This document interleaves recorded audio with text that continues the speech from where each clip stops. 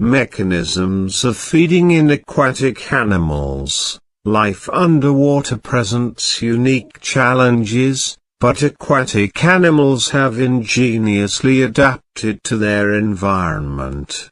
Some mechanisms of feeding in aquatic animals include filter feeding. Baleen whales, such as humpback and blue whales, are filter feeders.